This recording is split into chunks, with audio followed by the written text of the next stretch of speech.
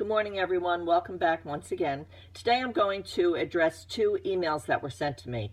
I'm not going to, there's three questions on one and one on another. So I think I'm just going to address these two emails today only because they may take me a little longer to explain and answer each question properly, okay? So the person who sent it, her name is Missy, and she's from, I believe, St. Louis. Let me see. So the first question that she had was she wanted to know if she was truly connecting with spirit, because through the years she would hear some mumbling every now and then, some words, certain words that would be mumbled to her. And I explained, I just did a class this past weekend down at the Jersey Shore, and I explained to the group that clairaudient, which is when we hear spirit, many people think that you actually hear a physical voice, when in fact you hear a thought. Remember that the soul resides on the right side of the brain, and that's how we connect with spirit, kind of like mental telepathy, only like I explained before, when I do readings and people say, oh, you're reading my mind, that means if I truly was reading their mind, they would have to be thinking about what it is that I bring through in order for me to really be reading their mind. So no, it is not mind reading, but it's soul to soul communication. Okay, so when you do have the gift of clairaudience, you hear a thought. Occasionally you'll hear a voice. You know, my two strongest abilities are clairvoyance, I see spirit, and clairaudience, I hear spirit. So those are my two strongest. So I hear a lot when I do readings. When I'm getting ready for a reading, I hear a lot. You know, it comes in as a thought. So I don't actually hear that whisper. Occasionally I'll hear my name called or whatever, and it'll sound like somebody is physically calling me, and I will yell, what? And then everybody in the house will say, nobody, I didn't call you, I didn't call you. So then I know it's spirit, you know. So occasionally I will hear my name called. But really what I hear is I hear thoughts as they come in. So people misinterpret clairaudience and are waiting to hear that voice when actually you hear a thought. So most likely what Missy is experiencing is she's hearing thoughts. And very often, you know, when we have this ability and we don't own it or we don't understand it, we just kind of dismiss it. So actually, again, when you are hearing spirit, you hear a thought. If you're coming home from the grocery store and on the way home you hear, forgot milk, you know, you're hearing a thought. You're hearing one of your own thoughts, or you could very possibly be hearing a thought that may be a grandmother or a loved one from spirit, just kind of whispered in your ear, but again, we hear it as a thought, okay? The second question that Missy had was, she said, when I have learned to communicate with spirit, is that connection always on? For instance, in the show Long Island Medium, it seems like no matter where she goes or what she does, she is always connected with spirit. Is that true, or is that just made up for TV? Well, I believe that Teresa Caputo is a very good medium, but she has a television show. So the clips that we see, you know, they're going to put in the clips that are accurate for her. Is she always on? I really don't know. I can't speak for Teresa Caputo, but for myself and many that I know that are like me, no, we're not always on because we don't choose to be always on. You know, there's a time and a place to do this work.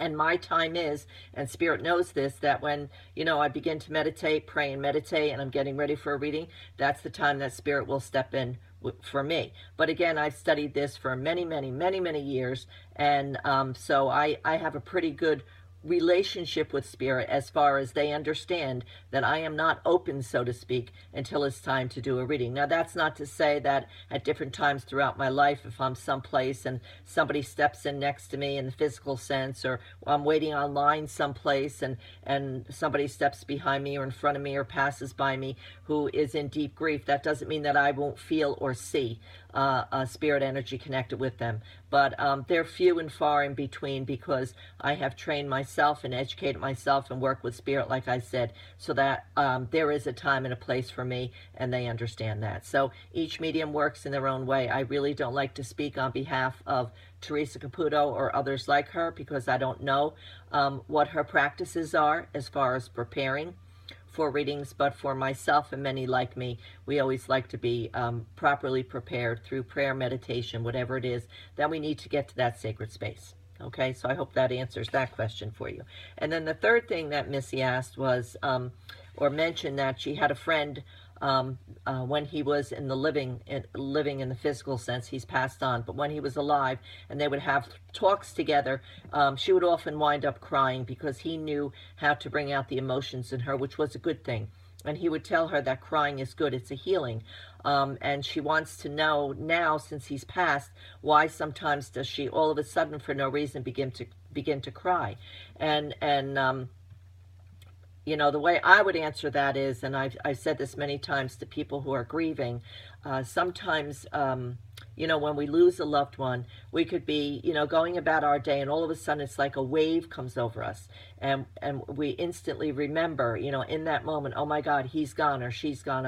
I won't see them again in the physical sense, and we become very sad, you know, when we begin to cry, or sometimes we just get that feeling that comes over us. We feel very sad, and I've often explained to people that when we get that feeling, that is our loved one steps in. Our loved one steps in for whatever reason. Maybe we're not having a good day. Maybe we're experiencing that, you know, maybe we're a little under the weather, physically speaking, or whatever. And our loved ones recognize that. Remember, they're only a thought or whisper away. So whenever they have the opportunity to step in, if there's a blood or love connection and they feel we need this, they will step in, because they do have healing modalities, which is the gift of bringing peace to us. So very often when we feel that wave that comes over us, and we instantly think of our loved one, or just feel very sad, understand that that is a loved one stepping in, and we're recognizing the energy. But if we're not educated to understand that hey, this really is someone, our loved one, who passed over. My grandmother, for instance, when she steps in, I smell lilacs, because lilacs were her favorite flower. And when she steps in, I used to, when she first passed, feel a lot of sadness. But because I understand this, I would just say, you know, hi, Grandma, you know, and acknowledge her and let her know that I know that she's there with me. So again, when you feel that wave of sadness that comes over you, I believe more times than not that it's a loved one's energy who steps in, and that's just our way of saying kind of like hello from heaven, and all we need to do is acknowledge that and understand that it's because they're with us. And maybe then you can take a minute or two just to sit down and quiet yourself and light a candle. Like I always say, light a candle to help raise your soul vibration, and put on some soft music, and just close your eyes and get to that place, and just in your mind's eye see this loved one as they were in the physical sense, healthy and whole, and just listen quietly and see if they want to bring you a message or two. Okay, so that's my take when we get those feelings, those waves that come on us. And then that's it for Missy. So I hope that answered your questions satisfactorily, Missy. And thank you for asking them. And then someone else wrote in, Frank wrote in and said, was there ever a time, Frank is from Colorado. I get quite a few from Colorado. It's interesting. Was there ever a time that you were not able to connect with a certain individual during a reading? Yes, there have been times when I wasn't able to connect with a certain individual, but I have never not been able to connect, thank God and thank Spirit. Remember that we as a medium, as true mediums, it's not up to us who steps in from Spirit connected with anyone. It's up to God and Spirit. So when I do my education part, when somebody comes for a reading, I always preface that to them, saying, you know, I hope I'm able, and I never ask them who they want to connect with, never.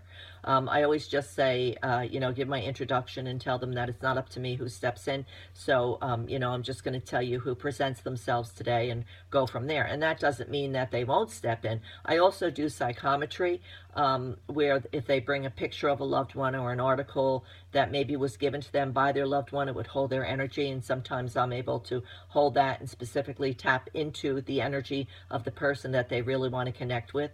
But like I say, I'm not always in control. Doesn't happen a lot. Usually I'm able to connect with that energy, because the people that come to see me usually have that intention that they want to connect with a certain individual. It's their intention. So like I said, everything in the metaphysical world is about intention. So more times than not, I am able to bring through who they want. But again, I never ask. I just bring through what God and Spirit brings through to me.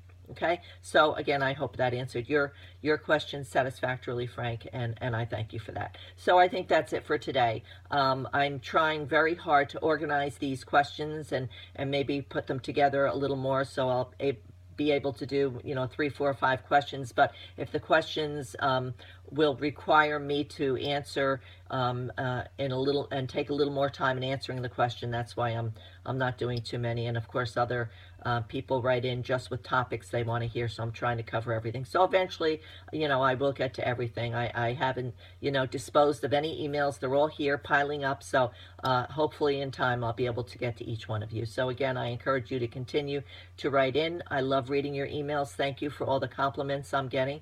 And for those who aren't happy, especially some of the psychics out there who aren't happy with how I'm bringing facts and truth into light about how true mediums work, then it's time for you to educate yourself and learn how to do this properly. Okay, so that's it for today. So as always, I leave you in God's love and light.